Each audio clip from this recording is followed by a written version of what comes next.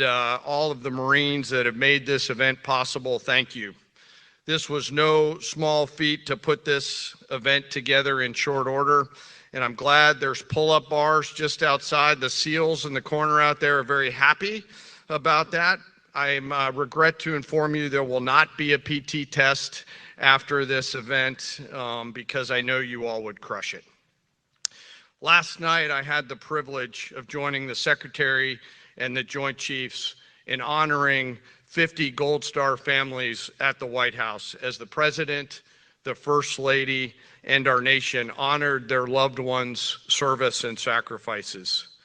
Teammates, it was a quiet and deeply meaningful event that reminded all of us that were lucky enough to be there of the serious and unforgiving nature of the business that we are in, fighting and winning our nation's wars. Leaders, we are living in dynamic and potentially dangerous times. Global risk is on the rise. Our adversaries are no longer aligning, they are aligned. And we must align with equal resolve and unity. Even as we strive for and seek peace, we must be prepared for war. Now, more than ever, it is vital that we hear from our civilian leaders, understand where they're taking the department and the joint force, and today we have the unprecedented opportunity and honor to hear directly from the Secretary of War and our Commander-in-Chief.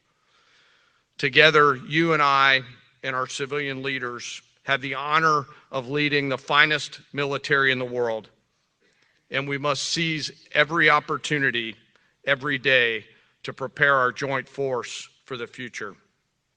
I am deeply humbled to serve with each and every one of you. And now it is my distinct honor to introduce our nation's Secretary of War, the Honorable Pete Hegseth.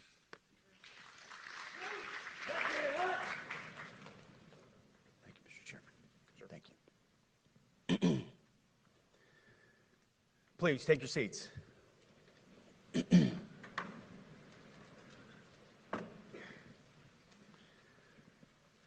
Well, Mr. Chairman, the Joint Chiefs, generals, admirals, commanders, officers, senior enlisted, NCOs, enlisted, and every member of our American military, good morning. Good morning and welcome to the War Department, because the era of the Department of Defense is over. You see, the motto of my first platoon was, "Those who long for peace must prepare for war." This is, of course, not a new idea. This crowd knows that. The origin dates to the 4th century Rome and has been repeated ever since, including by our first Commander-in-Chief, George Washington, the first leader of the War Department. It captures a simple yet profound truth. To ensure peace, we must prepare for war. From this moment forward, the only mission of the newly restored Department of War is this: warfighting, preparing for war and preparing to win, unrelenting and uncompromising in that pursuit. Not because we want war, no one here wants war, but it's because we love peace.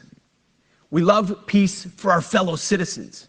They deserve peace, and they rightfully expect us to deliver it. Our number one job, of course, is to be strong so that we can prevent war in the first place. The President talks about it all the time. It's called peace through strength. And as history teaches us, the only people who actually deserve peace are those who are willing to wage war to defend it. That's why pacifism is so naive and dangerous. It ignores human nature and it ignores human history. Either you protect your people and your sovereignty, or you will be subservient to something or someone. It's a truth as old as time. And since waging war is so costly in blood and treasure, we owe our republic a military that will win any war we choose or any war that is thrust upon us. Should our enemies choose foolishly to challenge us, they will be crushed by the violence, precision, and ferocity of the War Department. In other words, to our enemies, F-A-F-O. If necessary, our troops can translate that for you. Another way to put it is peace through strength, brought to you by the warrior ethos. And we are restoring both.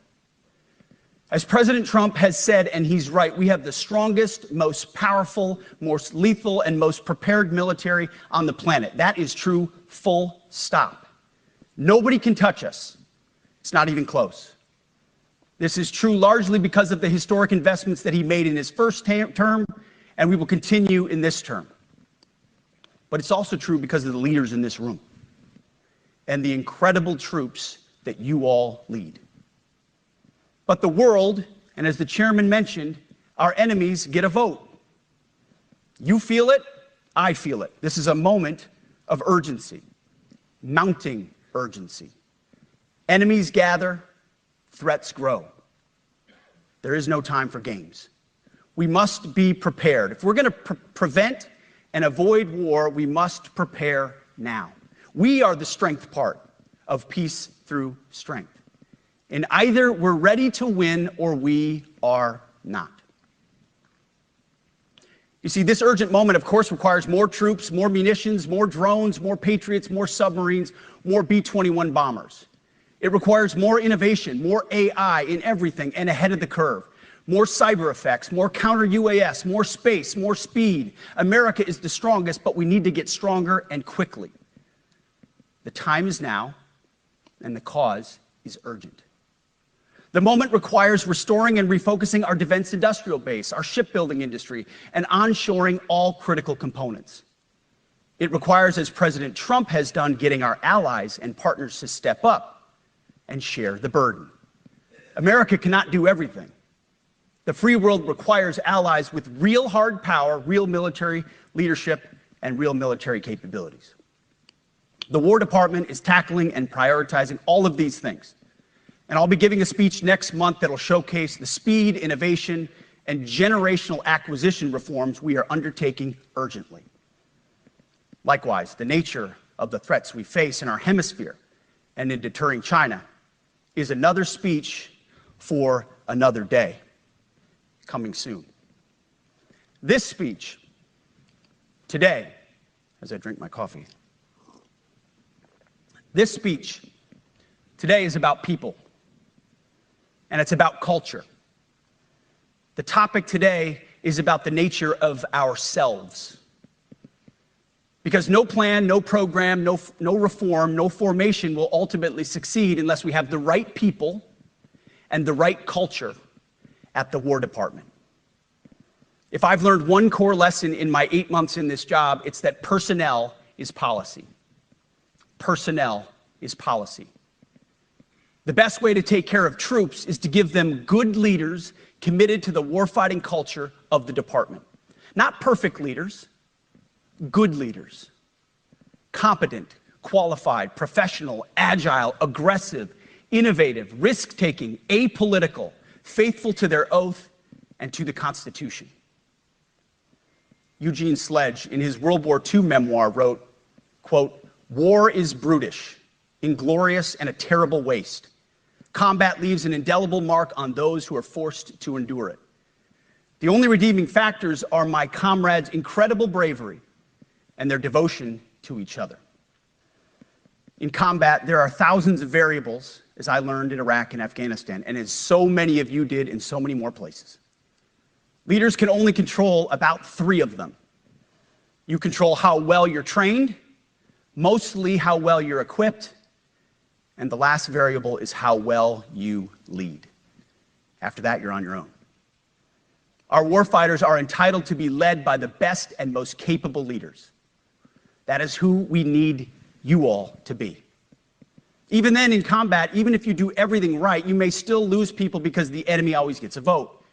We have a sacred duty to ensure that our warriors are led by the most capable and qualified combat leaders. This is one thing you and I can control, and we owe it to the force to deliver it. For too long, we have simply not done that. The military has been forced by foolish and reckless politicians to focus on the wrong things. In many ways, this speech is about fixing decades of decay. Some of it obvious, some of it hidden. Or as the chairman has put it, we are clearing out the debris, removing the distractions, clearing the way for leaders to be leaders. You might say we're ending the war on warriors. I heard someone wrote a book about that. For too long, we've promoted too many uniformed leaders for the wrong reasons, based on their race, based on gender quotas, based on historic so-called firsts. We've pretended that combat arms and non-combat arms are the same thing. We've weeded out so-called toxic leaders under the guise of double-blind psychology assessments, promoting risk-averse, go-along-to-get-along conformists instead. You name it, the department did it. Foolish and reckless political leaders set the wrong compass heading, and we lost our way. We became the woke department, but not anymore. Right now, I'm looking out at a sea of Americans who made a choice when they were young men and young women to do something most Americans will not, to serve something greater than yourselves, to fight for God and country, for freedom and the Constitution. You made a choice to serve when others did not, and I commend you. You are truly the best of America. But this does not mean, and this goes for all of us, that our path to this auditorium on this day was a straight line, or that the conditions of the formations we lead are where we want them to be. You love your country, and we love this uniform, which is why we must do better. We just have to be honest. We have to say with our mouths what we see with our eyes, to just tell it like it is in plain English, to point out the obvious things right in front of us. That's what leaders must do. We cannot go another day without directly addressing the plank in our own eye, without addressing the problems in our own commands and in our own formations. This administration has done a great deal from day one to remove the social justice, politically correct, and toxic ideological garbage that had infected our department, to rip out the politics. No more identity months, DEI offices, dudes in dresses. No more climate change worship. No more division, distraction, or gender delusions. No more debris. As I've said before, and will say again, we are done with that shit. I've made it my mission to uproot the obvious distractions that made us less capable and less lethal. That said, the War Department requires the next step. Underneath the woke garbage is a deeper problem, and a more important problem that we are fixing and fixing fast. Common sense is back at the White House, so making the necessary changes is actually pretty straightforward. President Trump expects it. And the litmus test for these changes, it's pretty simple. Would I want my eldest son, who is 15 years old, eventually joining the types of formations that we are currently wielding? If in any way the answer to that is no, or even yes, but, then we're doing something wrong. Because my son is no more important than any other American citizen who dons the cloth of our nation. He is no more important than your son. All precious souls made in the image and likeness of God. Every parent deserves to know that their son or their daughter that joins our ranks is entering exactly the kind of unit that the Secretary of War would want his son to join. Think of it as the golden rule test. Jesus said, Do unto others that's what you would have done unto yourself. It's the ultimate simplifying test of truth.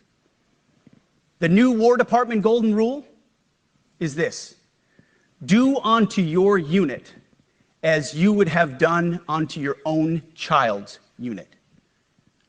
Would you want him serving with fat or unfit or undertrained troops? Or alongside people who can't meet basic standards?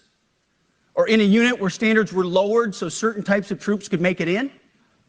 In a unit where leaders were promoted for reasons other than merit, performance, and warfighting? The answer is not just no, it's hell no. This means at the War Department, first and foremost, we must restore a ruthless, dispassionate, and common sense application of standards. I don't want my son serving alongside troops who are out of shape, or in combat unit with females who can't meet the same combat arms physical standards as men, or troops who are not fully proficient on their assigned weapons, platform, or task, or under a leader who was the first, but not the best. Standards must be uniform, gender neutral, and high. If not, they're not standards. They're just suggestions. Suggestions that get our sons and daughters killed. When it comes to combat arms units, and there are many different stripes across our joint force, the era of politically correct, overly sensitive, don't hurt anyone's feelings leadership ends right now. At every level, either you can meet the standard, either you can do the job, either you are disciplined, fit, and trained, or you are out. And that's why today, at my direction, and this is the first of 10 Department of War directives that are arriving at your commands as we speak and in your inbox. Today, at my direction, each service will ensure that every requirement for every combat MOS, for every designated combat arms position, returns to the highest male standard only. Because this job is life or death. Standards must be met. And not just met, at every level we should seek to exceed the standard, to push the envelope, to compete. It's common sense and core to who we are and what we do. It should be in our DNA. Today, at my direction, we are also adding a combat field test for combat arms units that must be executable in any environment at any time and with combat equipment. These tests, they'll look familiar. They'll resemble the Army Expert Physical Fitness Assessment or the Marine Corps Combat Fitness Test. I'm also directing that warfighters in combat jobs execute their service fitness test at a gender-neutral, age-normed male standard scored above 70%. It all starts with physical fitness and appearance. If the Secretary of War can do regular, hard PT, so can every member of our joint force. Frankly, it's tiring to look out at combat formations, or really any formation, and see fat troops. Likewise, it's completely unacceptable to see fat generals and admirals in the halls of the Pentagon and leading commands around the country and the world. It's a bad look. It is bad, and it's not who we are. So whether you're an airborne ranger or a chairborne ranger, a brand new private or a 4-star general, you need to meet the height and weight standards and pass your PT test. And as the chairman said, yes, there is no PT test. But today, at my direction, every member of the joint force at every rank is required to take a PT test twice a year, as well as meet height and weight requirements twice a year, every year of service. Also today, at my direction, every warrior across our joint force is required to do PT every duty day. Should be common sense. I mean, most units do that already, but we're codifying it. And we're not talking like hot yoga and stretching. Real hard PT, either as a unit or as an individual. At every level, from the Joint Chiefs to everyone in this room to the youngest private, leaders set the standard. And so many of you do this already. Active, Guard, and Reserve. This also means grooming standards. No more beards, long hair, superficial individual expression. We're going to cut our hair, shave our beards, and adhere to standards. Because it's like the broken windows theory of policing. It's like when you let the small stuff go, the big stuff eventually goes. So you have to address the small stuff. This is on duty, in the field, and in the rear. If you want a beard, you can join Special Forces. If not, then shave. We don't have a military full of Nordic pagans. But unfortunately, we have had leaders who either refuse to call BS and enforce standards, or leaders who felt like they were not allowed to enforce standards. Both are unacceptable. And that's why today, at my direction, the era of unprofessional appearance is over. No more beardos. The era of rampant and ridiculous shaving profiles is done. Simply put, if you do not meet the male-level physical standards for combat positions, cannot pass a PT test, or don't want to shave and look professional, it's time for a new position or a new profession. I sincerely appreciate the proactive efforts the secretaries have already taken in some of those areas, service secretaries. And these directives are intended to simply accelerate those efforts. On the topic of standards, allow me a few words to talk about toxic leaders. Upholding and demanding high standards is not toxic. Enforcing high standards, not toxic leadership. Leading warfighters toward the goals of high, gender-neutral, and uncompromising standards in order to forge a cohesive, formidable, and lethal Department of War is not toxic. It is our duty, consistent with our constitutional oath. Real toxic leadership is endangering subordinates with low standards. Real toxic leadership is promoting people based on immutable characteristics or quotas instead of based on merit. Real toxic leadership is promoting destructive ideologies that are an anathema to the Constitution and the laws of nature and nature's God, as Thomas Jefferson wrote in the Declaration of Independence. The definition of toxic has been turned upside down, and we're correcting that. That's why today, at my direction, we're undertaking a full review of the department's definitions of so-called toxic leadership, bullying, and hazing, to empower leaders to enforce standards without fear of retribution or second guessing. Of course, you can't do like nasty bullying and hazing. We're talking about words like bullying and hazing and toxic. They've been weaponized and bastardized inside our formations, undercutting commanders and NCOs. No more. Setting, achieving, and maintaining high standards is what you all do. And if that makes me toxic, then so be it. Second, today at our direction, we're ensuring that every service, every unit, every schoolhouse, and every form of professional military education conduct an immediate review of their standards. Now, we've done this in many places already, but today it goes across the entire Department of War. Any place where tried and true physical standards were altered, especially since 2015 when combat arms standards were changed to ensure females could qualify, must be returned to their original standard. Other standards have been manipulated to hit racial quotas as well, which is just as unacceptable. This too must end. Merit only. The president talks about it all the time, merit-based. Here are two basic frameworks I urge you to pursue in this process.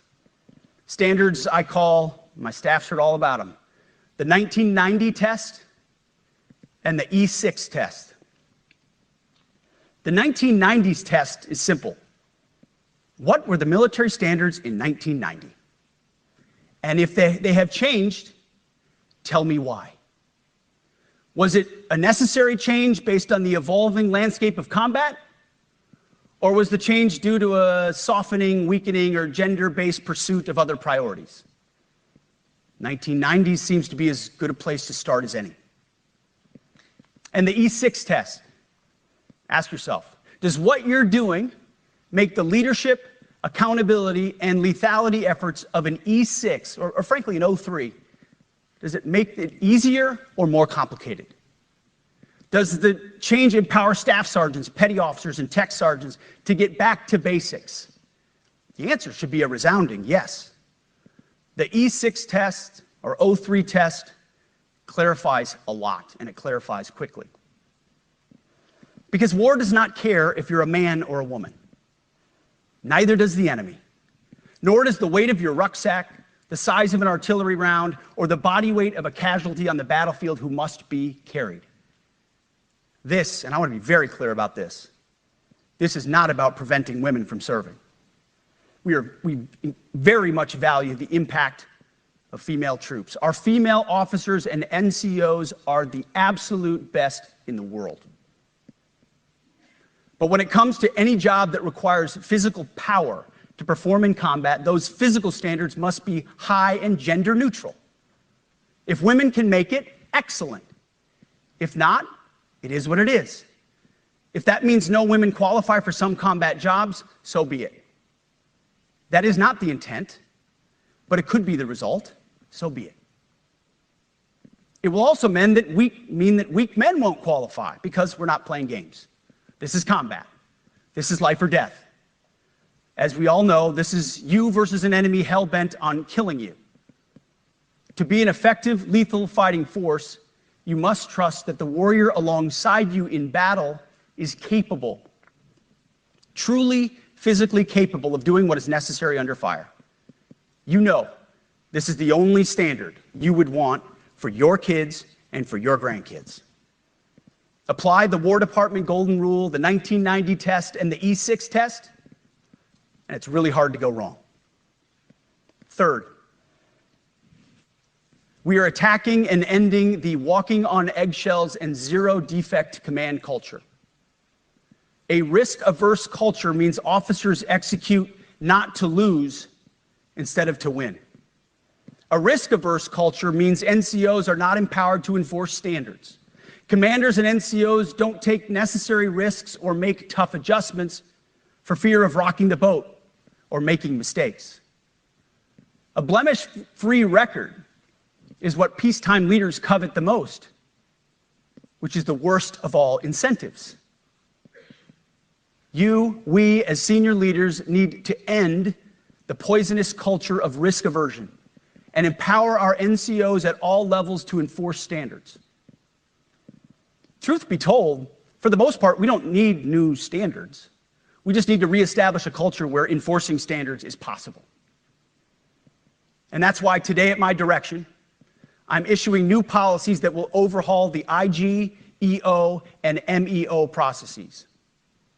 I call it the No More Walking on Eggshells policy. We are liberating commanders and NCOs. We are liberating you. We are overhauling an Inspector General process, the IG, that has been weaponized, putting complainers, ideologues, and poor performers in the driver's seat. We're doing the same with the equal opportunity and military equal opportunity policies, the EO and MEO at our department. No more frivolous complaints, no more anonymous complaints, no more repeat complainants, no more smearing reputations, no more endless waiting, no more legal limbo, no more sidetracking careers, no more walking on eggshells. Of course, being a racist has been illegal in our formation since 1948. The same goes for sexual harassment. Both are wrong and illegal. Those kinds of infractions will be ruthlessly enforced. But telling someone to shave or get a haircut or to get in shape or to fix their uniform or to show up on time or to work hard, that's exactly the kind of discrimination we want. We are not civilians. You are not civilians. You are set apart for a distinct purpose. So we, as a department, need to stop acting and thinking like civilians and get back to basics and put the power back in the hands of commanders and NCOs. Commanders and NCOs who make life and death decisions. Commanders and NCOs who enforce standards and ensure readiness. Commanders and NCOs who, in this War Department, have to look in the mirror and have to pass the Golden Rule test. My kids, your kids, America's sons and daughters. So I urge you all here today, and those watching, take this guidance and run with it. The core of this speech is the 10 directives we're announcing today. They were written for you, for Army leadership, for Navy leadership, for Marine Corps leadership, for Air Force leadership, Space Force leadership. These directives are designed to take the monkey off your back and put you, the leadership, back in the driver's seat. Move out with urgency because we have your back. I have your back. And the Commander-in-Chief has your back. And when we give you this guidance, we know mistakes will be made. It's the nature of leadership. But you should not pay for earnest mistakes for your entire career. And that's why today, at my direction, we're making changes to the retention of adverse information on personnel records that will allow leaders with forgivable, earnest, or minor infractions to not be encumbered by those infractions in perpetuity. People make honest mistakes, and our mistakes should not define an entire career. Otherwise, we only try not to make mistakes, and that's not the business we're in. We need risk takers and aggressive leaders, and a culture that supports you. Fourth, at the War Department, promotions across the Joint Force will be based on one thing: merit. Colorblind, gender-neutral, merit-based. The entire promotion process, including evaluations of warfighting capabilities, is being thoroughly re-examined. We've already done a lot in this area, but more changes are coming soon. We'll promote top-performing officers and NCOs faster and get rid of poor performers more quickly. Evaluations, education, and field exercises will become real evaluations, not box checks, for every one of us at every level. These same reforms happened before World War II as well. General George Marshall and Secretary of War Henry Stimson did the same thing. And we won a world war because of it. As it happens, when he started the job, Chairman Kane gave me a frame and a photo to hang in my office. A matching frame and photo hangs in his. It's a photo of Marshall and Stimson preparing for World War II. Those two leaders famously kept the door open between their offices for the entirety of the war. They worked together, civilian and uniform, every single day. Chairman Kane and I do the same. There is no daylight between us. Our doors are always open. Our job together is to ensure our military is led by the very best, ready to answer the nation's call. Fifth, as you have seen, and the media has obsessed over, I have fired a number of senior officers since taking over. The previous chairman, other members of the Joint Chiefs, combatant commanders, and other commanders. The rationale for me has been straightforward. It's nearly impossible to change a culture with the same people who helped create or even benefited from that culture, even if that culture was created by a previous president and previous secretary. My approach has been simple. When in doubt, assess the situation, follow your gut, and if it's the best for the military, make a change. We all serve at the pleasure of the president every single day. But in many ways, it's not their fault. It's not your fault. As foolish and reckless as the woke department was, those officers were following elected political leadership. An entire generation of generals and admirals were told that they must parrot the insane fallacy that, quote, our diversity is our strength. Of course, we know our unity is our strength. They had to put out dizzying DEI and LGBTQI+ statements. They were told females and males are the same thing, or that males who think they're females is totally normal. They were told that we need a green fleet and electric tanks. They were told to kick out Americans who refuse an emergency vaccine. They followed civilian policies set by foolish and reckless political leaders. Our job, my job, has been to determine which leaders simply did what they must to answer the prerogatives of civilian leadership, and which leaders are truly invested in the woke department, and therefore incapable of embracing the War Department and executing new lawful orders. That's it. It's that simple. So for the past 8 months, we've gotten a good look under the hood of our officer corps. We've done our best to thoroughly assess the human terrain. We've had to make trade-offs and some difficult decisions. It's more of an art than a science. We have been and will continue to be judicious, but also expeditious. The new compass heading is clear. Out with the Shirellis, the Mackenzies, and the Millies, and in with the Stockdales, the Schwarzkopfs, and the Pattons. More leadership changes will be made, of that I'm certain. Not because we want to, but because we must. Once again, this is life and death.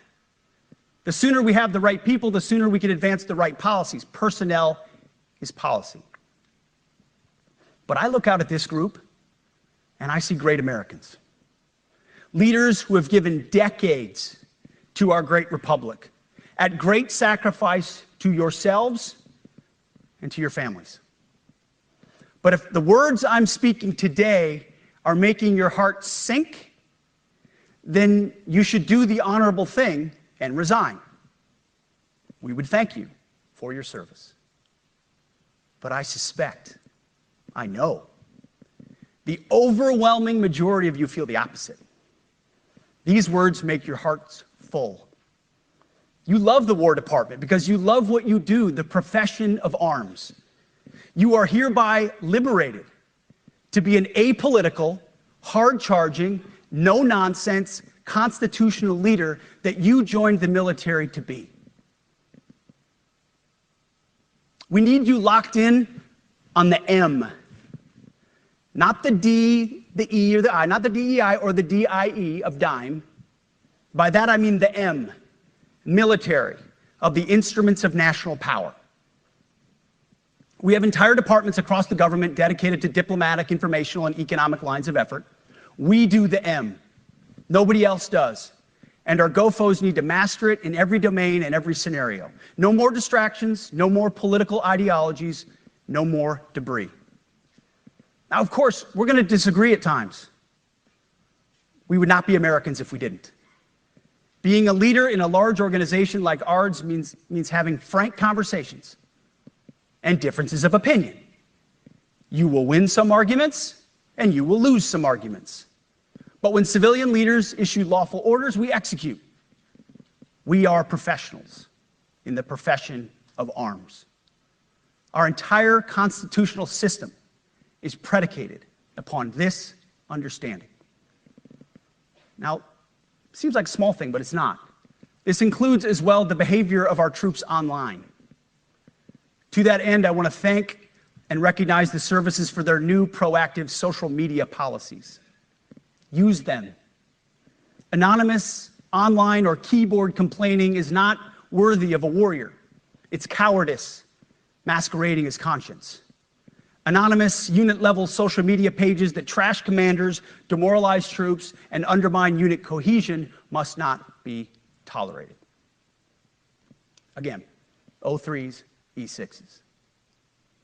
Sixth, we must train and we must maintain. Any moment that we are not training on our mission or maintaining our equipment is a moment we are less prepared for preventing or winning the next war. That is why today, at my direction, we are drastically reducing the ridiculous amount of mandatory training that individuals and units must execute. We've already ended the most egregious. Now we're giving you back real time. Less PowerPoint briefings and fewer online courses, more time in the motor pool, and more time on the range. Our job is to make sure you have the money, equipment, weapons, and parts to train and maintain, and then you take it from there. You all know this because it's common sense. The tougher and the higher the standards in our units, the higher the retention rates in those units. Warriors want to be challenged. Troops want to be tested. When you don't train and you don't maintain, you demoralize. And that's when our best people decide to take their talents to the civilian world. The leaders who created the woke department have already driven out too many hard chargers. We reverse that trend right now. There is no world in which high-intensity war exists without pain, agony, and human tragedy. We are in a dangerous line of work. You are in a dangerous line of work. We may lose good people. But let no warrior cry out from the grave, "If only I had been properly trained." We will not lose warfighters because we fail to train or equip them or resource them. Shame on us if we do. Train like your warriors' lives depend on it, because they do. To that point, basic training is being restored to what it should be: scary, tough, and disciplined.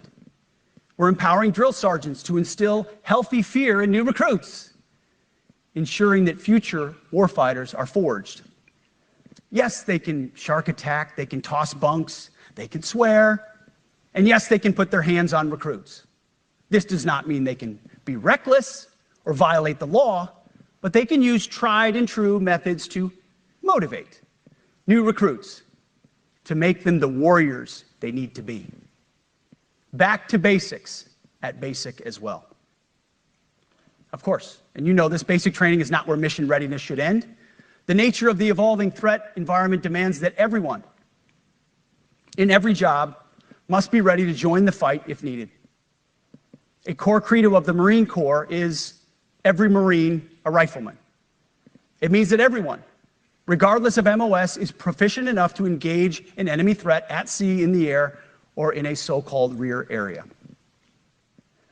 We need to ensure that every member of our uniformed military maintains baseline proficiency in basic combat skills, especially because the next war, like the last, will likely not have a rear area. Finally, as President Trump rightly pointed out when he changed the department name, the United States has not won a major theater war since the name was changed to the Department of Defense in 1947. One conflict stands out in stark contrast: the Gulf War. Why? Well, there's a number of reasons, but it was a limited mission with overwhelming force and a clear end state. But why did we execute and win the Gulf War the way we did in 1991? There's two overwhelming reasons. One was President Ronald Reagan's military buildup gave an overwhelming advantage. And two, military and Pentagon leadership had previous formative battlefield experiences. The men who led this department during the Gulf War were mostly combat veterans of the Vietnam War. They said never again to mission creep or nebulous end states. The same holds true today. Our civilian and military leadership is chock full of veterans from Iraq and Afghanistan who say never again to nation building and nebulous end states. This clear-eyed view, all the way in the White House, combined with President Trump's military buildup, postures us for future victories if, and we will, and when we embrace the War Department. And we must. We are preparing every day. We have to be prepared for war, not for defense. We're training warriors, not defenders. We fight wars to win, not to defend. Defense is something you do all the time. It's inherently reactionary and can lead to overuse, overreach, and mission creep.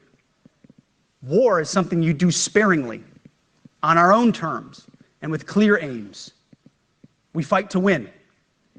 We unleash overwhelming and punishing violence on the enemy. We also don't fight with stupid rules of engagement.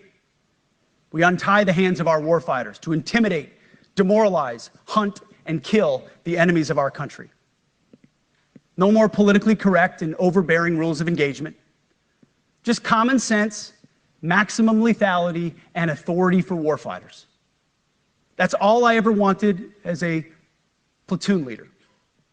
And it's all my E6 squad leaders ever wanted, back to that E6 rule. We let our leaders fight their formations, and then we have their back. It's very simple, yet incredibly powerful. A few months ago, I was at the White House when President Trump announced his Liberation Day for America's trade policy. It was a landmark day. Well, today is another Liberation Day. The liberation of America's warriors, in name, in deed, and in authorities. You kill people and break things for a living.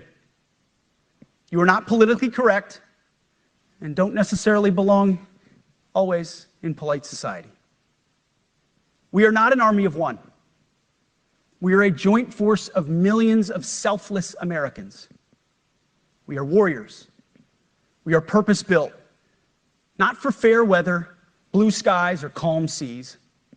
We were built to load up in the back of helicopters, 5 tons, or Zodiacs in the dead of night, in fair weather or foul, to go to dangerous places, to find those who would do our nation harm, and deliver justice on behalf of the American people in close and brutal combat if necessary. You are different. We fight not because we hate what's in front of us. We fight because we love what's behind us. You see, the Ivy League faculty lounges will never understand us, and that's okay, because they could never do what you do. The media will mischaracterize us, and that's okay, because deep down they know the reason they can do what they do is you. In this profession, you feel comfortable inside the violence so that our citizens can live peacefully. Lethality is our calling card, and victory our only acceptable end state. In closing, a few weeks ago, at our monthly Pentagon Christian prayer service, I recited a commander's prayer. It's a simple yet meaningful prayer for wisdom for commanders and leaders. I encourage you to look it up if you've never seen it. But the prayer, it ends like this. And most of all, Lord, please keep my soldiers safe. Lead them, guide them, protect them, watch over them. And as you gave all of yourself for me, help me give all of myself for them. And amen. I have prayed this prayer many times since I've had the privilege of being your secretary. And I will continue to pray this prayer for each of you as you command and lead our nation's finest. Go forth and do good things, hard things. President Trump has your back, and so do I. And you'll hear from him shortly. Move out and draw fire, because we are the War Department. Godspeed. Room, attention.